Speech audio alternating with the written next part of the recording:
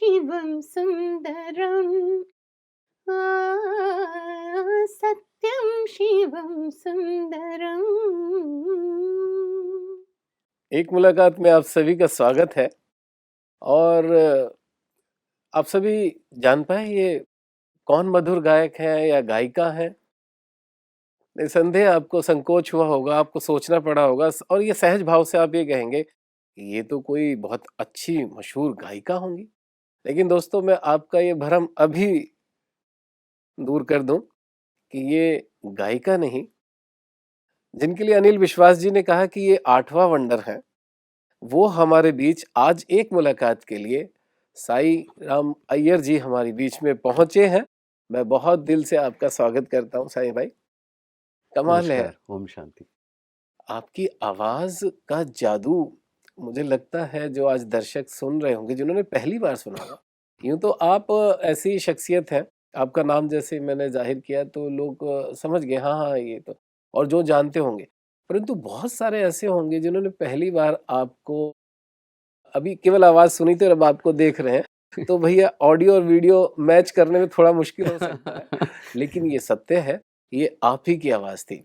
इसका प्रत्यक्ष करना पड़ेगा, नहीं तो कहेंगे आप झूठ बोल रहे हैं साहब, पीछे से आपने कोई और आवाज लगा दी थी। तो एक हल्का सा मैं चाहूंगा कि एक बार फिर आप दिखा दें कि वो आप ही थे जिनको लोग सुन रहे थे। चलिए मैं आपके लिए वो गाऊँ जो मैंने ब्रह्मकुमारीज़ जो हैं उनका ही जो है गाना है, जो अच्छा। कविता जी ने गाया था। ओके। मैंने काफ़ी पहले सुना था। जी। शिव बाबा को याद कर, जी भर उसको प्यार कर, सांसों को आबाद कर ले मेरे मना, सांसों को आबाद कर ले मेरे मना। वाह वाह वाह वाह वाह, क्या बात है। तो यकीन हो गया होगा, उम्मीद है आपको अब निश्चित तौर से मान लीजिए कि वो आप ही हैं जिनकी आवाज आपने सुनी होगी। साईं भाई, आपको एक बार फिर अभिनंदन करता हूँ। गॉडलीवुड स्टूडियो में एक मुलाकात कार्यक्रम में हमारे विभिन्न दर्शक आपको देख के बहुत प्रसन्न हो रहे होंगे आज। और आप भी इस अरावली पर्वतमालाओं के मध्य ब्रह्मा कुमारी इसके मुख्यालय में पधारे हैं। तो पहला प्रश्न मेरा यही रहेगा कि आपको अब सारी दुनिया में घूमे हैं, 2500 से ज्यादा आपने कार्यक्रम किए हैं और अभी आपकी यात्रा जारी है। हम तो चाहेंगे आपकी ये यात्रा भरपूर रहे, आप बहुत दूर तक जाएं, अनेकों अनेक जगहों पे जा कर के आप अपने ये जो ईश्वरीय गिफ्ट है आपको मिला हुआ, इसका सबको प्रसाद बांटते रहें। तो मैं ये जानना चाहूंगा कि तमाम दुनिया में घूमने के बाद आप इस क्षेत्र में हैं और मुख्यालय में है ब्रह्मा कुमारी इसके, तो कैसा महसूस कर रहे हैं? आपने क्या ऑब्जर्व किया? क्या चीज आपके लिए विशेष नजर आई, अलग दूसरों से हट के? पहला तो प्यार जिसे कहते हैं, सच्चा प्यार, जी। वो नहीं जो बॉलीवुड में देखते हैं कि आप पेड़ों के पीछे भाग रहे हैं, जो भी कर रहे हैं। 2 आत्माओं के बीच में जो संबंध है, यहाँ पे जो मैंने देखा है कि हर इंसान एक-दूसरे से बड़े प्यार से पेश आता है। और ये सद्भावना जो है, ये मैंने जो देखा है यहाँ पर, ये मेरे दिल को छू गया। वाह! अब मेरा दूसरा प्रश्न ये रहेगा कि ये जो आपकी प्रतिभा है, इसको आपने कुछ स्पेशल निखारा है या ये कुदरती आपको कब ऐसा महसूस हुआ कि आप ऐसा कर सकते हैं? और कैसे आपको ये प्रेरित हुआ कि भाई मुझे ये करना चाहिए? आपने दोनों ही प्रश्नों में आपका उत्तर भी आ गया एक्चुअली क्योंकि ये ईश्वर की देन है पहला जी। तो। मैं तो कहूँगा संगीत अपने आप में ईश्वर की देन है बिकॉज़ ये सिखाया नहीं जाता। जी। पहले you need to have the gift of music या कोई भी टैलेंट है जो कहते हैं और फिर उसे जो है आप निखार सकते हैं जैसे आपने कहा। वही, वही। तो ये मेरे साथ भी हुआ। सभी बच्चों का जैसे आवाज़ ज़्यादातर होता है ना, बच्चों की आवाज़ थोड़ी-सी बारीक और बारीक स्वीट होती लड़कियों थी। जैसी होती है, तो वैसे मेरी आवाज़ थी शायद ज़्यादा मीठा। अच्छा। तो मैं चाहकर भी कोई मेल गाना अगर गाना चाहूँ मतलब ऐसे लगता था कोई लड़की गा रही है, अच्छा। बचपन में।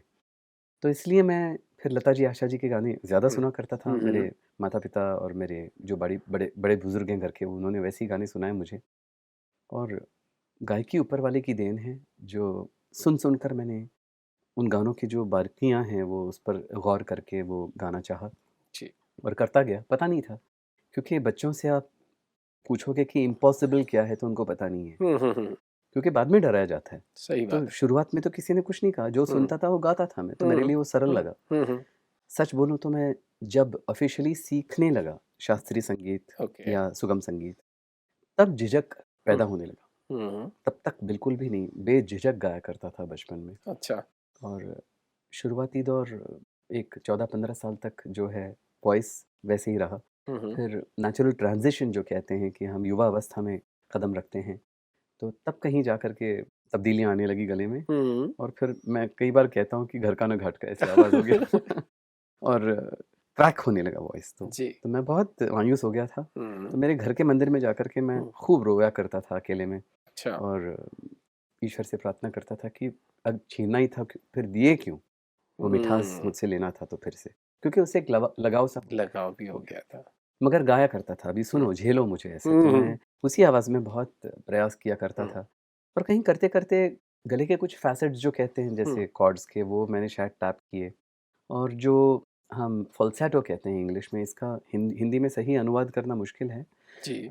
मगर अभी आई डोंट नो मराठी में चोरून गाणं, चोर कर गाना ऐसा बोलते हैं, मतलब ओके। हालाँकि किसी से चोरी तो करते नहीं आप, हम्म, मगर वो मैंने जितना समझा है उसमें आप आपके वोकल कॉर्ड्स को कंप्रेस करते हैं, ओके। आवाज़ को। तो हम्म वो कंप्रेस करके उससे आवाज़ और कैसे मीठी आवाज़ निकले, ये प्रयास करता गया अनजाने में मैं, और हम्म, वो कहीं जाकर के सफल हो गया, ऊपर ओके। वाले की दया से। मेन तो it is hmm God's grace.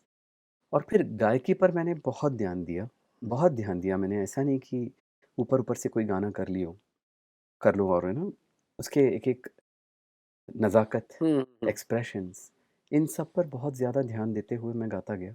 और वो गाते-गाते ये जो मेल वॉइस आप सुन रहे हैं, हम्म इसमें भी जो है शुरुआत तो उसी से की, गाता रहा मैं उसमें भी। हम्म, क्लासिकल भी जब मैंने सीखा तो मेरे गुरु जो सिखाते थे पहले तो इसी आवाज़ में, वो जो जाहिर नॉर्मल है। वॉइस में सुनते थे। हम्म, पहले चुप-चुप करके घर पर आकर के वही जो अभ्यास किया था वो मैं फीमेल में भी गाया करता था। अच्छा। Just replication, because okay. Chord तो वही है। हम्म तो I could do both. Hmm, तो ऐसे करता गया, फिर अपने आप डुएट भी गाने लगा। अच्छा। और मज़ा आता था। लोग सुनते थे, उनको वो घर वाले पहले एन्जॉय करते थे, फिर बाहर वाले एन्जॉय करने लगे। फिर स्टेज पर जाकर गाना हुआ और बहुत लोगों ने तारीफ़ की। देखा हमने बहुत बार, लेकिन मैं चाहूंगा कि मेरे दर्शकों को ये ना रहे कि आप फीमेल वॉइस में ही बेहतर गा पाते हैं, जी, जी। परंतु मैं जानता हूं कि आप मेल वॉइस में भी बड़ी स्वीटली और बहुत सुंदर तरीके से आप प्रस्तुत करते हैं। तो एक छोटा सा मेल वॉइस वाला भी हो जाए, सबको समझ आ जाए, छोटा सा कुछ। जो करंट जनरेशन है वो शायद ये समझ पाएँगे। मैं इसे भी जो है ऊपर वाले को जो है समर्पित करता हूँ। चूँकि आप फीमेल सुन चुके हो तो उसी से शुरू करूँगा। तुम हुए मेहरबान तो है ये दास्तां, अब तुम्हारा मेरा एक है कारवां, तुम जहाँ मैं वहाँ। मैं अगर कहूँ तुम सा हँसी कायनात में नहीं है कहीं, तारीफ ये भी तो सच है कुछ भी नहीं, तुमको पाया है तो जैसे खोया वाह वाह, हूँ। क्या बात है। खो ही जाएंगे, हमें ऐसा महसूस हो रहा है कि कार्यक्रम समाप्त होते होते हम कहीं खो जाएंगे और चाहेंगे भाई सुनते रहें सुनते रहें सुनते ही रहें। वैसे आप भी ईश अच्छा गाते हैं, मैंने सुना है। काम चलाओ। जहाँ कहीं किसी सभा में कोई ऐसा लगता है कि फिल इन द ब्लैंक्स की जगह है, तो वहां मैं छोटा सा लगा देता हूँ। एनीवे, हम ये भी भी वही किया करते थे बचपन जो में। आपकी दशा है वही मेरी दशा भी है, कि ये भी ईश्वरीय प्रसाद ही है। सुनते सुनते कुछ कुछ जी। चीजें गा जाते थे, कई वॉइसेस में कर लेते थे, जैसे मुकेश जी का है थोड़ा नाक के दरस्ते, और किशोर जी का है युडली वगैरह। अच्छा लगता था। संगीत एक ऐसी खूबसूरत तोहफा है, सौगात है ईश्वर बिल्कुल, की, बिल्कुल, कि जिसको मिलती है, एक तो वो अकेला नहीं रहता जिंदगी बिल्कुल, में, कभी नहीं। जहां भी रहेगा वो उसके साथ वो अपने आप में खुश फ्रेग्रेंस रहता रहेगी, है। और बिल्कुल। चेहरा हर्षित मुख रहेगा। जैसे मैं आपका देख ही रहा हूँ, जितना आप बात से आपकी प्रसन्नता मिल रही है, गीत से प्रसन्नता मिलती है, उतनी आपकी मुस्कुराहट से भी मिल रही है। ईश्वर इसको सदा कायम रखे। अच्छा, अब दूसरा प्रश्न ये रहेगा, आम जनता के लिए, आम युवाओं के लिए, आपकी तरफ से आपने एक अच्छे मुकाम को छुआ है, उसके लिए उनको किन बातों को ध्यान पे रख कर के बढ़ना चाहिए कि वो सफलता तक पहुँचे? मैं कहूँगा मेहनत के लिए कोई शॉर्टकट नहीं है। बिल्कुल। और आजकल के माता-पिता हमने देखा है अक्सर, अपने खुद के सपने जो हैं वो बच्चों से उम्मीद करते हैं कि वो पूरा करें। मगर मैं माता-पिताओं से कहूँगा कि उनको ज़रा आप जो है अपने लगाम को छोड़ कर के फ्रीडम दीजिएगा इस एक मामले में कि वो अपने आप को पहला टैप कर सकें ढंग से और खुद जो है डिस्कवर करें अपने आप को जो है खोजें कि उनमें क्या और बातें हैं। क्योंकि ये भी देखा गया है कि थोड़ा-सा गुनगुनाने से भी माता-पिता को लगता है कि मेरा बच्चा बहुत अच्छा गाता है। तो मैं कहता हूँ कि आप ये डिसाइड मत करो कि आपका बच्चा कितना अच्छा गाता है या डांस करता है, एक्टिंग करता है, जो भी उसका आर्ट फॉर्म हो या स्पोर्ट्स पर्सन हो। ये उनकी खूबी को दुनिया जो है देखें और वो जो है तराशें और डिसाइड करें। और सच्चाई छुप नहीं सकती बनावट के उसूलों से, ये याद रखिएगा। इसलिए अगर आप में वो बात है, तो वो निखर कर आना ही है। बिल्कुल। और हम जो हैं, उसे सिर्फ़ तराश सकते हैं, उसे और बेहतर बना सकते हैं। मगर अगर उम्मीद करें कि सिर्फ़ आपने किसी क्लास में डाल दिया हुँ, और पैसे दे दिए और पैसों के बलबूते आप अगर समझेंगे कि वो बच्चा आपका जो है, वो निखर कर आएगा, ये नहीं हो सकता। क्योंकि आप पीतल को जितना भी पॉलिश लगा दीजिए, वो सोना नहीं बन सकता। टेम्परेरी कहीं दिख सकता है थोड़ा बस। बहुत, बस फिर हाँ, वो लेकिन वो भी नहीं। अब हुँ, अभी कई कॉम्पिटिशन्स कइयों को लगता है कि हम सारेगामापा या इंडियन आइडल या उसकी तरह और कई कॉम्पिटिशन्स हैं उसमें भाग लें। मगर मैं आपसे पूछना चाहता हूँ कि कितने ऐसे इन कॉम्पिटिशन्स के जो विजेता हैं, जो अपने आप के लिए कोई नाम कर सके सचमुच? बिल्कुल, बिल्कुल, वो blow in and blow out होता है, वो सीज़न खत्म हो गया, लोग भूल गए। भूल जाते हैं। मगर वो आगे कुछ कर नहीं पाए। तो ये कहीं गारंटी है नहीं कि आप अगर कॉम्पिटिशन में जीतोगे, तभी आपको कुछ मिलेगा। अरिजीत को ही लीजिए, वो तो हुँ, उसमें हार चुके थे, सही बात है। मायूस कर दिया था उन्हें। हुँ, हुँ, हुँ, मगर टैलेंट और ज़िद और मेहनत और ऊपर वाले का तो मेन हाथ, तो बिल्कुल, इन सबको मिला कर के वो उनके जजेस से भी आगे निकल गए। बिल्कुल। तो वैसे ही ज़ुबिन नौटियाल है और हुँ, कई और हैं। हुँ, हुँ, हुँ, हुँ। तो मैं ये एग्ज़ाम्पल्स इसलिए दे रहा हूँ कि लोगों को ये नहीं लगे कि इस इन कॉम्पिटिशन्स या इन स्टेज पे आने के बाद ही आप कुछ कर पाएँगे। मैं खुद किसी कॉम्पिटिशन में कहीं आपने टेलीविज़न मुझे मुझे देखा नहीं मैं होगा। खुद ये बोलने वाला था कि मैंने कभी आपको किसी टैलेंट शो में जी, एज़ ए पार्टिसिपेंट नहीं, नहीं देखा। मुझे सीधा उन्होंने ज्यूरी पे बुलाया था। ज्यूरी में बुलाया। क्योंकि उन्होंने सुन लिया था कोरोना के दौरान मैंने एक किसी चैनल के लिए I had done given a live program अच्छा, और वहाँ भी वो ये विश्वास नहीं उनको लगा कि ये एडिटेड प्रोग्राम है। ओके। कि उनसे कहा गया ऑर्गेनाइज़र्स ने कहा नहीं ये तो लाइव चल रहा है, आप हुँ, फरमाइश भेजिए वो गाएँगे। अच्छा। तो उन्होंने भी सोच कर के मुझे ऐसे फरमाइश भेजा हुँ, कि जिसमें उसके ट्रैक्स अवेलेबल नहीं थे। तो अच्छा, जैसा मैंने अभी गाया वैसे मुझे हाँ, विदाउट ट्रैक गाना पड़ा। ओके। एक आरती गणेश जी की आरती दे दी उन्होंने गाने हुँ, हुँ, हुँ। और मीरा भजन जो लता जी ने गाए थे, हुँ, बहुत पुराना है वो और मुश्किल भी है। तो वो गाने को कहा, ओहो!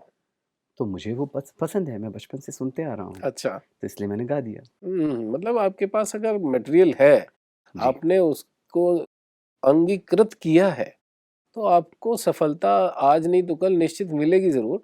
आप मेहनत करते रहिए। बिल्कुल। हुँ, और एक आपने जो कहा ये बात उस पर मैं थोड़ा-सा इलैबोरेट करूँगा हुँ, कि कई लोग कहते हैं मुझसे पूछते हैं कि आप फीमेल वॉइस में गाते हो, ताज्जुब होता है, such a big surprise, hmm, shocking.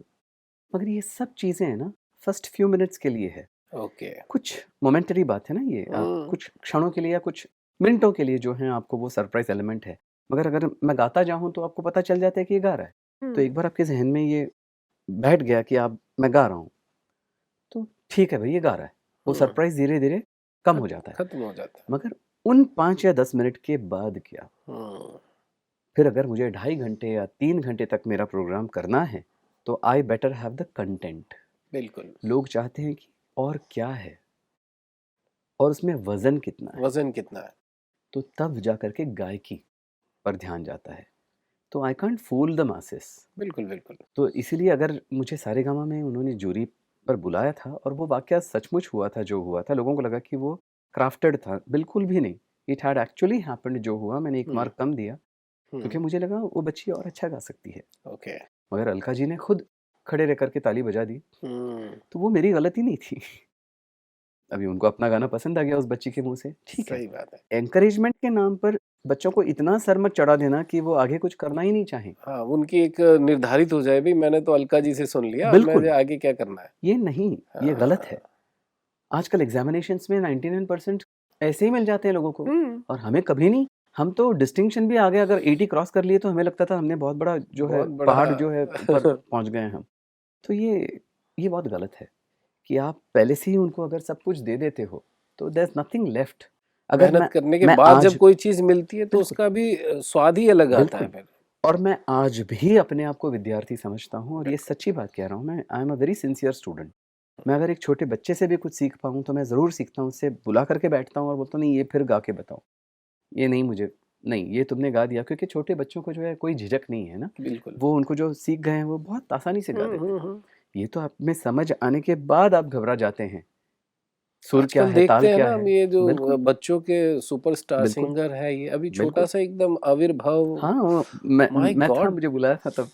कितना छोटू-सा था जी, वो, और वो विनर भी हुआ है बिल्कुल, हालाँकि, बिल्कुल। लेकिन उसमें क्षमताएँ अभी बढ़ने के लिए बहुत हैं, चांसेस हैं, बहुत निकलना चाहिए। बिल्कुल, अगर वो यहाँ ठहर जाए सही। ये समझ के कि हुँ, मैं तो विनर हो गया जी। और मेरा कंप्लीट हुआ, तो फिर गया, तो ये उनके गार्डियंस पर डिपेंड करता है डिपेंड और उनके करेगा। गुरुओं पर कि वो वहीं रखें और उनको सर नहीं चढ़ाएँ। सर मेरे नीचे। पिताजी ने, वो अभी दुनिया में नहीं रहे माँ-बाप मेरे, okay, unfortunately, oh but sorry. कभी खुलकर तारीफ़ नहीं की। मेरे हुँ, पीछे फिर भी कहते हुँ, थे कि ये लड़का गा रहा है ठीक-ठाक। मगर जब भी मैं उनको पूछा करता था कि आज कैसा रहा आपका? तो बोलते थे, "अच्छा है, मगर जब तुम ये करोगे ना तब मानूँगा।" ऐसे करके हमेशा वो एक स्टेप दे हाँ, देते हैं, वो अगला टारगेट ये है। और बचपन से मुझे पहले तो बहुत बुरा लगता हुँ, कि मैं इनसे कभी तारीफ़ सुनूँगा, कि दुनिया भर के लोग तारीफ़ करेंगे। मैं भी बच्चा छोटा था तब से हाँ, मैं गा रहा हूँ, तो बहुत तारीफ़ की लोगों ने, लेकिन तब टेलीविज़न का ये ऐसा माध्यम नहीं था कि हम आ सकें। तो मगर आज मैं समझ पाता हूँ कि जो मेरे मेरे फ़ादर ने किया वो इतना अच्छा किया कि उन्होंने जो है हमेशा वो बार को जो है ऊपर कर दिया सही बात है। एंड घमंड तो कभी आने दिया नहीं, हुँ, खुल करके थप्पड़ दिया करते थे। तो इन बातों से जो है हम ग्राउंडेड रहते हैं, वेरी बहुत नाइस। ज़रूरी है। और मेरी माताजी भी वैसे ही उन्होंने किया। मुझे जी। याद है कि जब मुझे कॉलेज में बेस्ट स्टूडेंट अवार्ड मिला था, हुँ, हुँ, म्यूज़िक के कई ट्रॉफ़ीज़ मिले थे, ज़ोनल, नेशनल, और I had broken the record in fact मेरे कॉलेज में। तो जो एजुकेशन डिपार्टमेंट के हेड थे यूनिवर्सिटी के, वो आए थे ख़ास, ओके। और उनके मुझे हाथों से जो है मुझे वो अवार्ड्स दिए गए। तो आई फेल्ट वेरी नाइस।